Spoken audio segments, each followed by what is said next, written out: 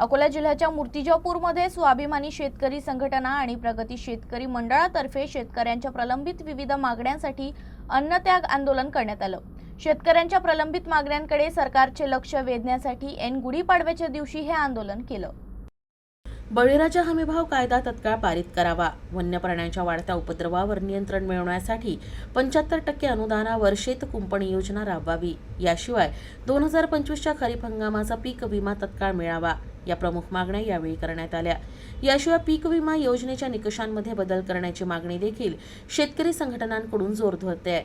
सरकारकडून वारंवार आश्वासने मिळूनही प्रत्यक्षात काही होत नसल्यानं आता अन्नत्याग आंदोलन करण्याची वेळ आल्याचं शेतकऱ्यांनी स्पष्ट केलंय। आज आम्ही 19 मार्च म्हणजे शेतकऱ्यासाठी हा सगळ्यात मोठा संवेदनशील दिवस असल्यामुळे त्या दिवसाला आम्ही दरवर्षी मूर्तिजापूर तालुक्यातील सर्व शेतकरी लोक आम्ही एक दिवसाचं अन्नत्याग आंदोलन करून या देशातील पहिली शेतकरी आत्महत्या जी झाली होती त्या आत्महत्येला आम्ही शेतकऱ्याच्या एक म्हणजे संवेदना म्हणून तो दिवस पाळतो। हा दिवस आज योगा गुढीपाडव्याच्या दिवशी आला असल्यामुळे तरी आमची आज आंदोलनाची तयारी आम्ही केली। आमचं असं म्हणणं आहे शासनाला की तुम्ही या देशात हमीभावाचा कायदा पारित करेपर्यंत आमचे शेतकऱ्याचे आंदोलन असेच सुरू राहतील। त्यानंतर आम्हाला भविष्यात शेती करत असताना एक मोठी अडचण झाली की वन्य प्राणी ही अभयारण्यात राहिले पाहिजेत, हे आमच्या स्वतःच्या शेतीत आक्रमण करू राहिले।